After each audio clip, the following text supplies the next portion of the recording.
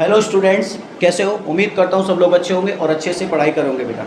जैसा कि हमने धमाकेदार लास्ट क्लास में discovery of electron, protons, neutrons की बात की थी। आज हम बात करेंगे कि एटम के अंदर इलेक्ट्रॉन, प्रोटॉन कहाँ होते हैं और किस फॉर्म में होते हैं, समझे? और एटम का स्ट्रक्चर कैसे होता है, एटम कब स्टेबल होगा, कब नहीं होगा। तो सारी चीज़ों को जानने के लिए आज हम एटम के मॉडल के ऊपर बात करेंगे कि एटम होता कैसे है।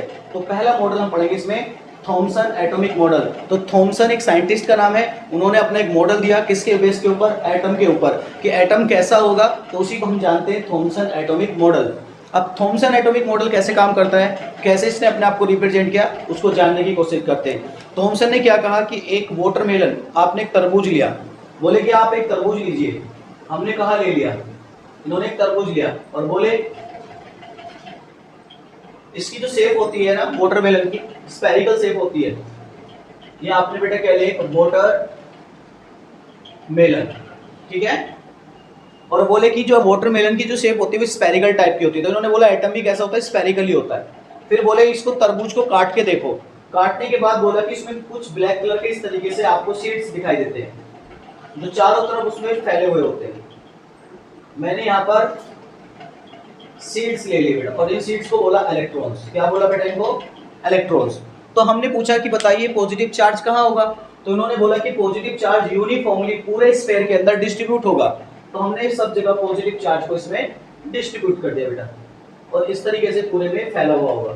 क्या मेरी बात समझ में आ रही बेटा? इस तरीके से ये आपका पॉजिटिव चार्ज है, यूनिफॉर्मली सब जगह क्या है? डिस्ट्रीब्यूटेड है। और ये ब्लैक कलर के जो आपको डॉट से दिखने बेटा, ये सीड्स हैं। और बोले इसी वजह से आपका जो एटम होता है वो इलेक्ट्रिकली क्या हो जाता है? न्यूट्रल हो जाता है। लेकिन जैसे ही भाई साहब रदरफोर्ड आए, तो रदरफोर्ड ने बोला कि भाई साहब हमारे अकॉर्डिंग तो जितना भी पॉजिटिव चार्ज होता है वो सेंटर के पास होता है, और आप तो कह रहे हो कि रीजन के अंदर यूनिफॉर्मली सब जगह डिस्ट्रीब्यूट रहता है, समझे?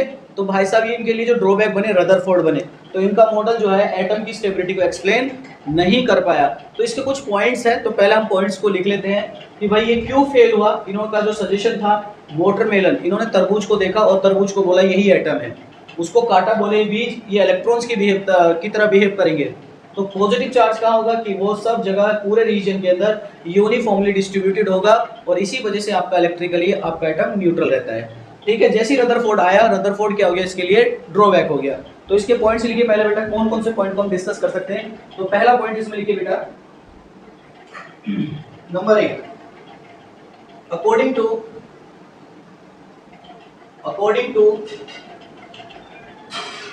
थॉमसन। बेटा ये अकॉर्डिंग टू थॉमसन ने कौन से ईयर में इसको एक्सप्लेन किया था? 1898 में इसको एक्सप्लेन किया था। पहला पॉइंट क्या दिया था इसने सजेस्ट करके? इसने बोला था many different names are given this model. Number 1 plum pudding model, अभी बोला था बेटा, प्लम पुडिंग मॉडल। दूसरा हम क्या बोल सकते हैं? एंड वाटरमेलन लाइक स्ट्रक्चर, ठीक है बेटा। ये सारी चीजें किसने एक्सप्लेन की थी? थॉमसन ने। या तो उसको प्लम पुडिंग मॉडल बोल दो या फिर वाटरमेलन लाइक स्ट्रक्चर, दोनों एटम को ये रिप्रेजेंट कर रहा है, ऐसा इसका मानना था। अगला पॉइंट इसने लिखा कि जो इसमें चार्ज है वो किस तरीके से डिस्ट्रीब्यूट रहता है। तो इस बोलता है बेटा the negative charge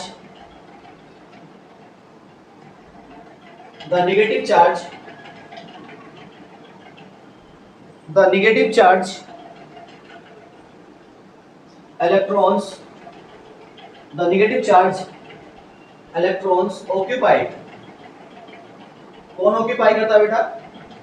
occupied a region of space that was uniformly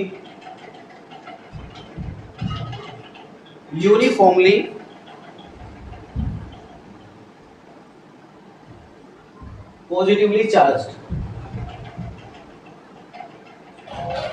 ठीक है। उसके बाद बोल रहा है कि finally the overall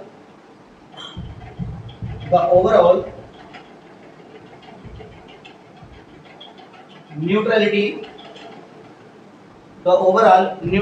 of the atom is maintained. समझ में आ रही बात बेटा?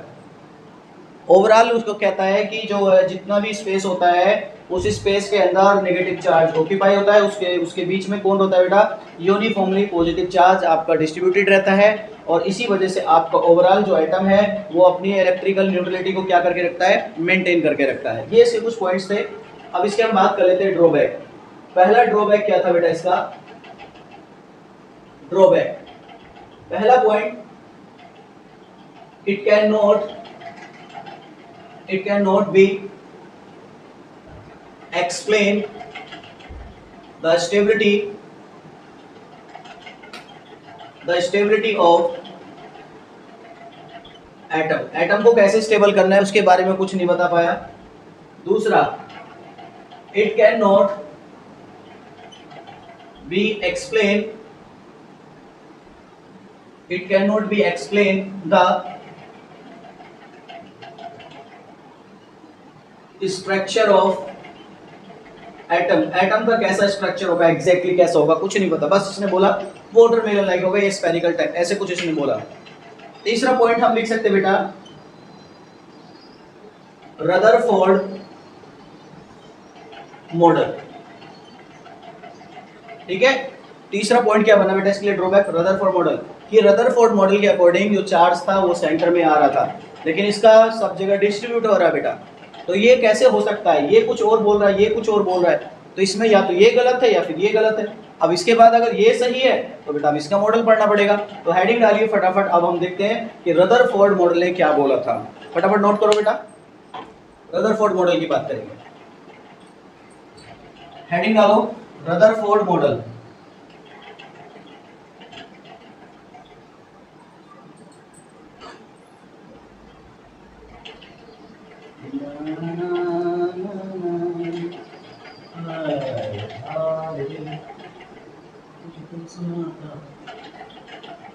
Rutherford model. अगर बेटा हम रदरफोर्ड मॉडल की बात करें तो इसने बोला था, पहला पॉइंट इसका यही था कि जो इसकी मेन चीजें पहले वो लिख लेते हैं, देन उसके बाद हम बात करते हैं। रदरफोर्ड ने बोला था डिस्कवरी ऑफ न्यूक्लियस। किसकी डिस्कवरी की थी बेटा इसने? न्यूक्लियस की। और न्यूक्लियस के पार कैसा चार्ज होता है? पॉजिटिव चार्ज होता है। तो यहां पे लिख लो न्यूक्लियस के आगे पॉजिटिव चार्ज। ठीक है। दूसरा पॉइंट, इसने कौन सा मटेरियल यूज किया था? कौन सा मटेरियल यूज किया था बेटा? It is used thin gold foil. Thin gold foil use की थी इसके एक्सपेरिमेंट को करने के लिए। उसके बाद हम लिख सकते बेटा अल्फा पार्टिकल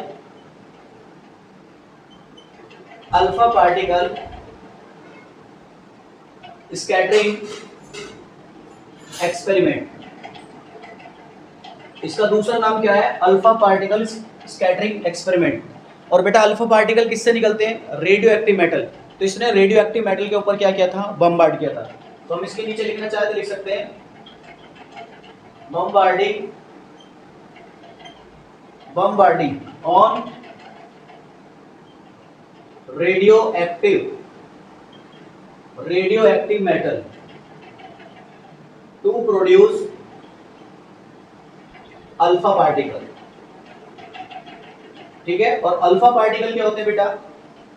अल्फा पार्टिकल जो होते हैं आपके, उसको 2He4 इसको बोलते हैं डब्ल्यू आयनाइज। मतलब इसके ऊपर 2 पॉजिटिव चार्ज होता है। कितना चार्ज होता है बेटा? 2 पॉजिटिव चार्ज होता है। ठीक है। तो ये तो इसके बारे में कुछ बेसिक इंफॉर्मेशन दी थी, बट अब हम बात करते हैं कि इसने कैसे काम किया था। तो इसने बेटा कोई एक रेडियो एक्टिव मेटल लिया, जैसे मैं आपके सामने दिखाने की कोशिश करूंगा। ये मेरे पास कोई एक रेडियो एक्टिव मेटल है जिससे अल्फा पार्टिकल निकलते हैं बेटा। मान के चलो मैंने PO ले लिया, U ले लिया, जो भी तुम लेना चाहो ले सकते हो। इसके ऊपर बेटा मैंने क्या करा, बम्बार्ड किया, तो इससे कुछ ऐसे करके पार्टिकल्स निकलेंगे बेटा, ऐसे करके निकले बेटा, ऐसे करके। तो मैं इसको पहले लिख देता हूं यहां पर, रेडियो एक्टिव मेटल, ठीक है। और मैंने यहां पर बेटे गोल्ड की फॉइल लगा दी, ठीक है। इसको मैंने, और इसके आगे क्या लगा दिया बेटा, फ्लोरोसेंट मटेरियल। फ्लोरोसेंट मटेरियल आपको ये बताएगा कि यहाँ पर अगर कोई चीज एक्टिविटी करेगी तो यहाँ पर चमक पैदा होगी, और जब चमक पैदा होगी तो हमें पता चलेगा यहाँ पे कोई रिएक्शन हो रही है। और फ्लोरोसेंट मटेरियल होता है ZnS, जिंक सल्फाइड का होता है, ठीक है बेटा। तो इसके आगे लिख लो इसको गोल्ड फॉइल, गोल्ड फॉइल, ठीक है। और इसको फ्लोरोसेंट मटेरियल, फ्लोरोसेंट मटेरियल, ठीक है।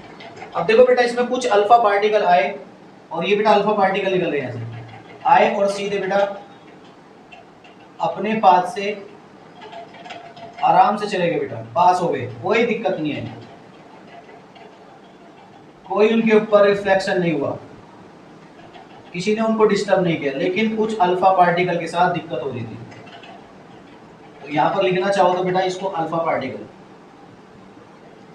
क्या ये अल्फा पार्टिकल। अब देखो कैसे, कुछ अल्फा पार्टिकल ऐसे थे जो अपने पाथ से जा रहे थे बेटा, ऐसे जा रहे थे, गए और यू टर्न मार के आ गए, ऐसे गए यू टर्न मार के आ गए, ऐसे, ठीक है बेटा।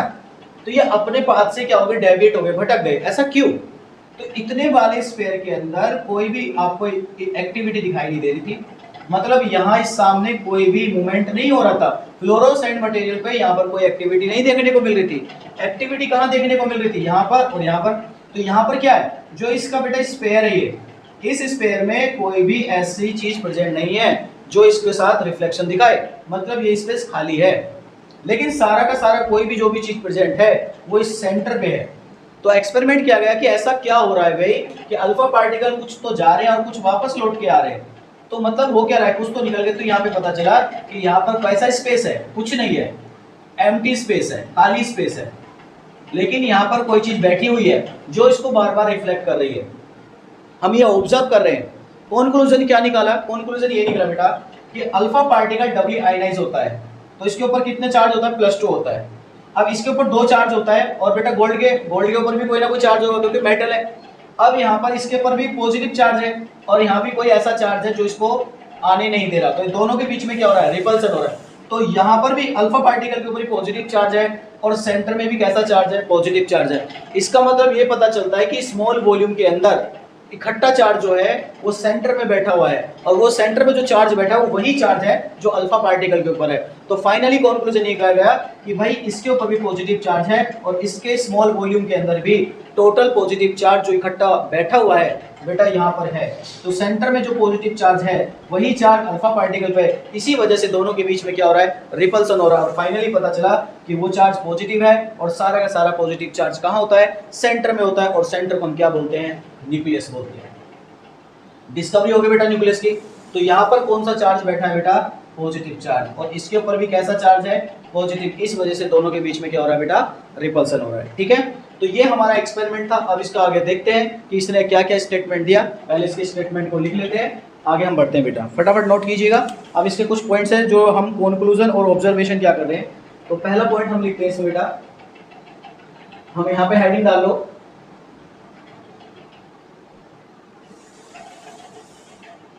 Observation and conclusion.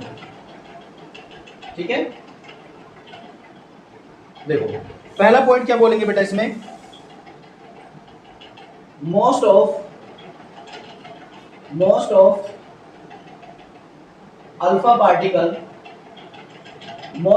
Alpha particles passed through thin gold foil, मतलब ये जो पार्टिकल ऊपर को निकल रही है वाले, इनकी बात कर रहा है। कुछ तो सीधा अल्फा पार्टिकल आपके जो गोल्ड फॉइल है थिन उससे आर पार निकल गए, ठीक है। अनडिफेक्टेड मतलब उनके ऊपर कोई डिफेक्ट नहीं पड़ा। तो इसका हमने क्या कंक्लूजन निकाला बेटा? कंक्लूजन ये निकाला, इसके आगे एरो लगा के लिखना। इसका कंक्लूजन ये था कि most of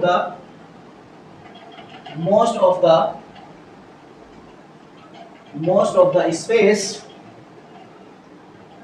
in an atom is empty. जहां से इलेक्ट्रॉन आपके बेटा ये अल्फा पार्टिकल निकल के पास हो रहे हैं उस जगह मोस्ट ऑफ अल्फा पार्टिकल के लिए स्पेस क्या था बेटा? खाली था, इसलिए वो पार हो गए। दूसरा पॉइंट हम लिख सकते हैं बेटा इसमें, a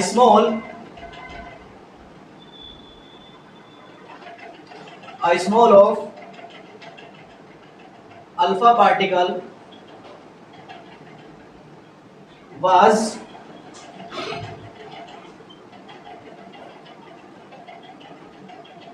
defected by small angle। Small angle के साथ कुछ डिफेक्ट हो गई। ये जो यू टर्न मार रहे हैं, क्यों मार रहे हैं बेटा? इसका कंक्लूजन निकाला गया, एरो लगा के लिख लेना इसी के नीचे, कंटिन्यू इसके नीचे। ऐसा क्यों हुआ? A very few alpha particles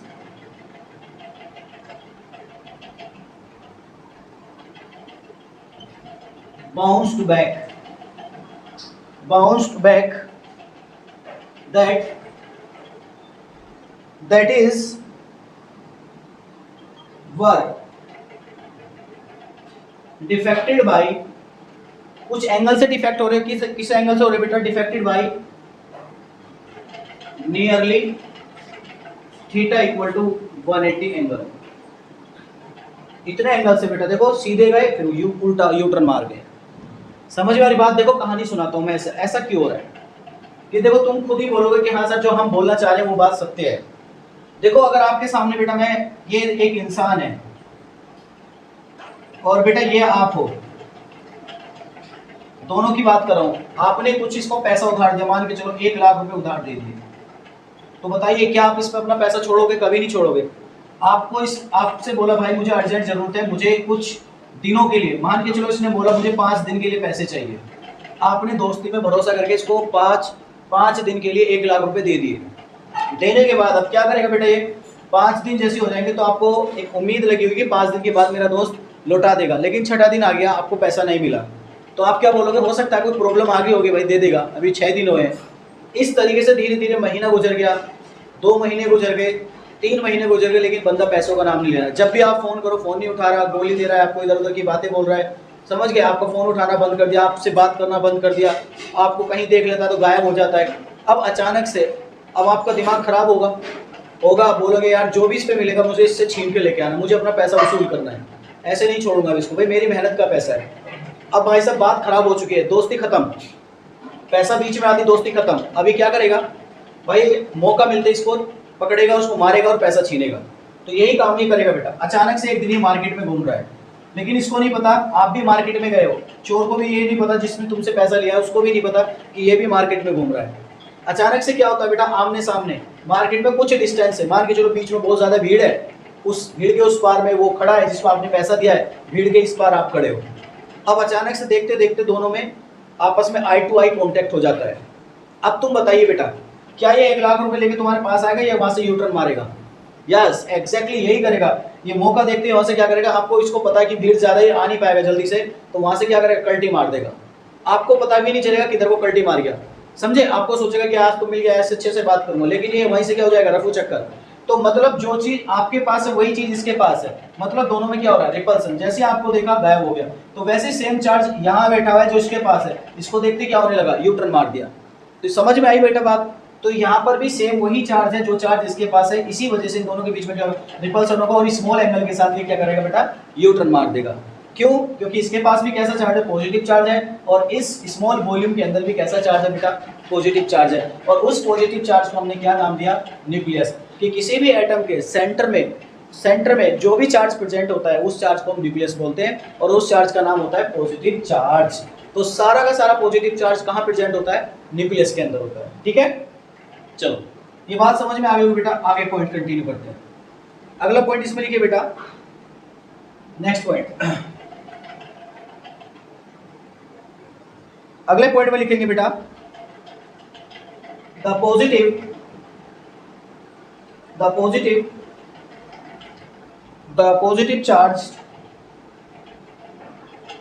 positive charge has to be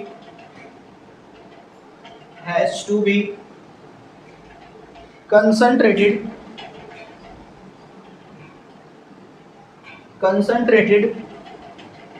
in a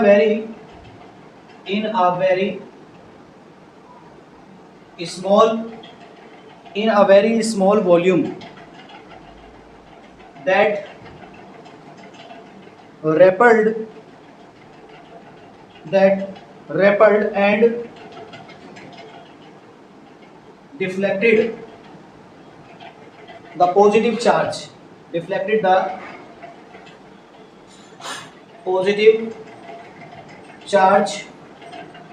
इसका कंटिन्यू कर लेना, पॉजिटिव चार्ज अल्फा पार्टिकल। अब समझ में आया बेटा? इसके आगे कंटिन्यू कर लेना, ये पॉजिटिव चार्ज अल्फा पार्टिकल पे भी होता है, और उसमें भी बेटा आपका कंसंट्रेटेड में भी पूरा स्मॉल वॉल्यूम के अंदर पॉजिटिव चार्ज होता है। इसीलिए दोनों आपस में क्या कर देते हैं? रिपल्सन शो करते हैं। ठीक है, कुछ और पॉइंट है बेटा, मैं ऊपर लिख देता हूं। अगला पॉइंट कहता है बेटा ये, whole positive charge of an atom is concentrated in small volume is called nucleus। समझे बेटा? तो ये न्यूक्लियस की डेफिनेशन था, positive charge of an atom is concentrated in small volume is called, क्या कहलाता है बेटा? बोलो, न्यूक्लियस। अब इसका ड्रॉबैक देखते हैं बेटा। इसने बोला ड्रॉबैक, इसने बोला कि भाई सारा का सारा जो पॉजिटिव चार्ज है वो सेंटर में प्रेजेंट है, तो बेटा इसका जो खाली स्पेस है इसमें कौन प्रेजेंट होगा? इलेक्ट्रॉन्स। तो इसने बोला कि भाई जो आपका एटम है वो इस तरीके से होगा, स्फेरिकल होगा, और उसके सेंटर में टोटल पॉजिटिव चार्ज होगा। इसके बेटा ये अगर न्यूक्लियस है तो इसके चारों तरफ इस तरीके से आपका पॉजिटिव चार्ज होगा, और इसकी सेल में क्या है? आपके इलेक्ट्रॉन्स। ये इलेक्ट्रॉन्स आपके बेटा क्या कर रहे हैं? रिवॉल्व करते रहते हैं, और इसी वजह से आपका एटम क्या होता है? न्यूट्रल होता है। बट इस भाई साहब ने ये बात नहीं बोली कि जब कोई चीज रिवॉल्व करती है तो वो एनर्जी के साथ रिवॉल्व करती है, उसके पास कुछ एक अपनी एनर्जी होती है। जैसे आप मान के चलो फिजिकल की तैयारी करते हो, तो आपको रनिंग करनी, पार्क में जाना, रनिंग करनी, दौड़ लगानी बेटा, तो आप क्या करोगे? जब आप पार्क का एक चक्कर लगाओगे, तो जब आप इस चक्कर को इनिशियल फेज से स्टार्ट करोगे तो आपके अंदर एनर्जी कितनी होगी? 100% होगी।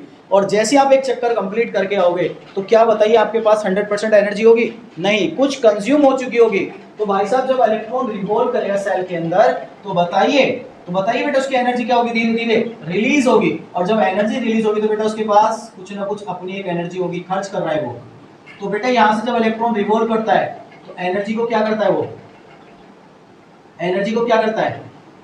रिलीज करता है। और ये बात रदरफोर्ड ने नहीं बताई, उसने बोला कि भाई इस सेल में सिर्फ इलेक्ट्रॉन्स होते हैं और सारा का सारा पॉजिटिव चार्ज सेंटर में होता है। ये इसका ड्रॉबैक बन गया, क्योंकि भाई जब इलेक्ट्रॉन रिवॉल्व करेगा तो उसके पास अपनी खुद की कोई एनर्जी होगी। और बेटा याद करना कि हम बोल सकते हैं, ठीक है? तो अब यहां से बात करेंगे बेटा, इसने एनर्जी का कॉन्सेप्ट नहीं समझा है, तो इस कॉन्सेप्ट को समझाने के लिए कौन आया? मैक्सवेल आया। और इसके लिए जो ड्रॉबैक बना था मैक्सवेल ही बना था। मैक्सवेल बोला कि भाई जब कोई चीज घूमती है तो भाई उसके पास एक अपनी एनर्जी होती है, वो रिलीज करते हुए चलता है। जो अभी हमने पार्क वाला एग्जांपल लिया था। तो हम यहाँ पर लिख सकते हैं बेटा इसके एक एक करके पॉइंट सारे के सारे ड्रॉबैक के अंदर। पहला पॉइंट क्या लिख सकते हैं, it can not be explain stability of atom. दूसरा point, it can not be explain electrical neutrality of atom. तीसरा point, drawback, Maxwell, concept of Maxwell, ये मैक्सवेल के कॉन्सेप्ट को एक्सप्लेन नहीं किया, इसलिए बेटा मैक्सवेल इसका क्या बना, ड्रॉबैक। तो मैक्सवेल ने क्या बोला था कि जब कोई चीज रिवॉल्व करती है तो बेटा वो अपनी एनर्जी को रिलीज करते हुए चलती है, समझे। अब इसका मैक्सवेल का कॉन्सेप्ट लिख लेते हैं और इसको बेटा फिर हम बाइंड कर देंगे, पूरा ये खत्म हो जाएगा टॉपिक। चलो, तो मैक्सवेल ने बोला कि भाई जब कोई आपकी चीज, अब मैक्सवेल का कॉन्सेप्ट लिख रहे हैं बेटा, जब कोई चीज रिवॉल्व करेगी तो वो घूमेगी तो एनर्जी के साथ। और इसने बस एक बात गलत बोल दी कि जब ये चीज चलती है तो फाइनली कहाँ पहुंचेगी बेटा, बस इन्होंने यही बात गलत बोल दी कि भाई जब चीज कोई रिवॉल्व करती है, ये बात अच्छी बात थी कि भाई वो एनर्जी को रिलीज करेगा, लेकिन इन्होंने बोला कि वो फाइनली एनर्जी को रिलीज करते करते कहाँ एंटर मार जाएगा, न्यूक्लियस में। इस तरीके से बेटा ये एनर्जी को रिलीज करते हुए इलेक्ट्रॉन घूम रहा है, क्या मेरी बात समझ में आ रही है बेटा, इस तरीके से। और जैसे ये फाइनली जाएगा और कहाँ पहुंचेगा बेटा, सीधा न्यूक्लियस में। लेकिन इसने डाल्टन्स एटॉमिक थ्योरी को तो नहीं पढ़ा। डाल्टन्स एटॉमिक थ्योरी ने क्या बोला था, डाल्टन्स ने ये बोला था क्या कि ना तो हम एटम को क्रिएट कर सकते हैं ना ही हम डिस्ट्रॉय कर सकते हैं, बट एक फॉर्म से दूसरी फॉर्म में चेंज कर सकते हैं।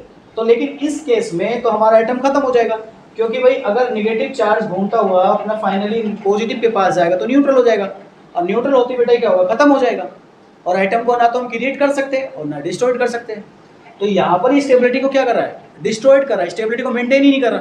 भाई एटम को तो हम खत्म कर ही नहीं सकते ना, लेकिन अगर ये निगेटिव पॉजिटिव के पास जाएगा तो खत्म हो जाएगा, डिस्ट्रॉयड हो जाएगा, समझे। इसने तो ये बोला था कि सेल में घूमते रहेंगे इलेक्ट्रॉन, इसने तो इलेक्ट्रॉन को फाइनली कहाँ एंटर करा दिया, न्यूक्लियस के अंदर, जो कि पॉसिबल नहीं है, समझे। तो ये तो सही बात बोली थी कि इलेक्ट्रॉन्स, यहाँ पे लिख सकते हो electrons revolving around the nucleus with emitting energy, समझे। न्यूक्लियस के चारों तरफ आपका एनर्जी को इमिट करते हुए ये घूमता रहता है, लेकिन फाइनली कहां एंटर मार जाता है, and finally enter in nucleus, जो कि ये बात गलत है। चलो अब इसका पूरा स्टेटमेंट लिख लेते हैं, इसका स्टेटमेंट क्या था बेटा, ठीक है। तो फटाफट इसका लिखना स्टार्ट करो। अब इसका हम ड्रॉबैक लिख लेते हैं।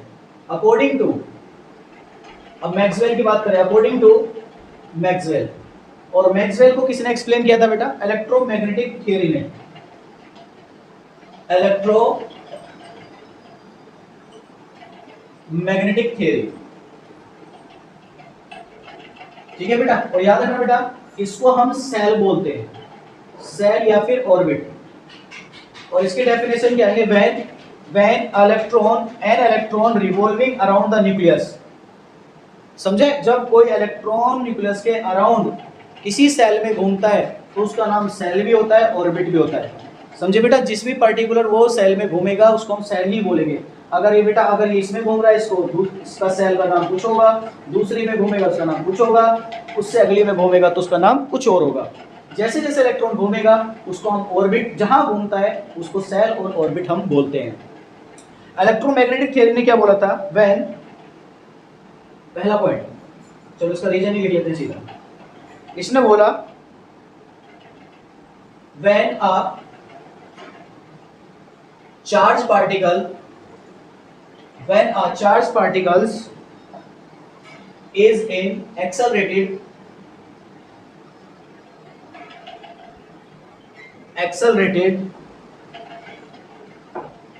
motion, it will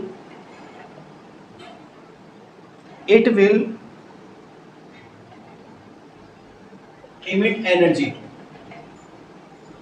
in form of radiation, and therefore it cannot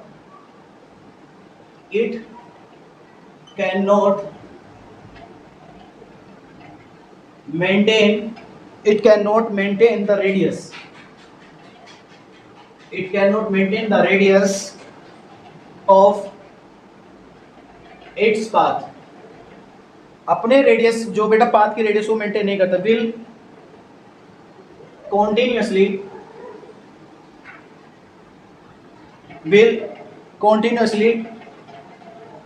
decrease, and it will ultimately fall into the nucleus, a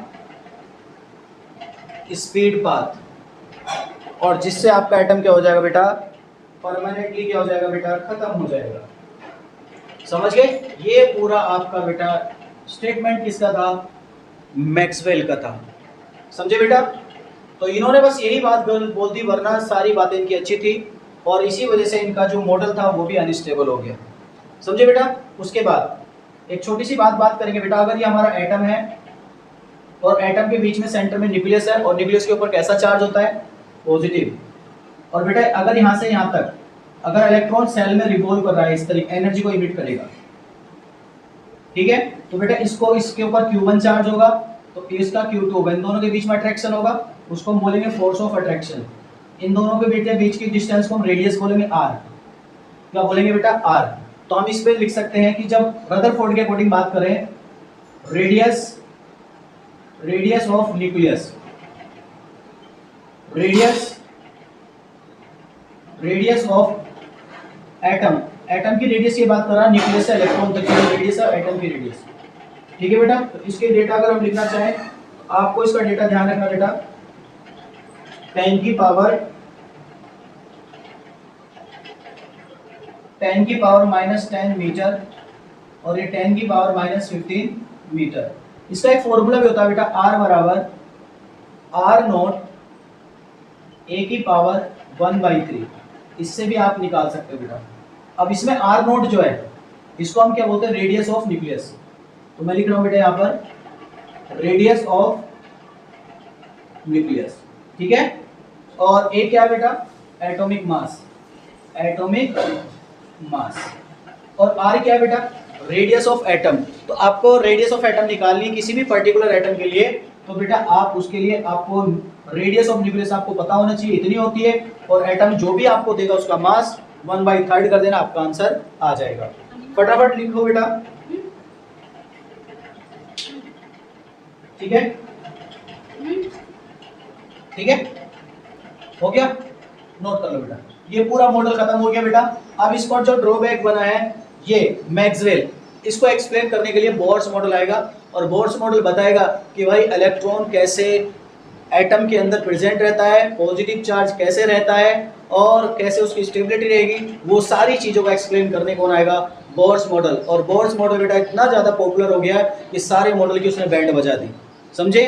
तो सबसे ज़्यादा जो स्टेबल मॉडल है, इनकी कंपैरिजन में बात करें तो सबसे ज़्यादा जो स्टेबल मॉडल है वो आपका बोर्स मॉडल है। उसी के क्वेश्चन आपसे नीट और जेईई में सबसे ज़्यादा पूछे जाते हैं। वो मॉडल बेटा हमारे लिए बहुत ज़्यादा इंपॉर्टेंट है, तो फटाफट इसको नोट कर लो। अगला हेडिंग बात करते हैं बेटा, बोर्स मॉडल को स्टार्ट करने से पहले हम छोटी छोटी चीज़ों के बारे में सीखेंगे, देन उसके बाद बोर्स मॉडल को स्टार्ट करेंगे।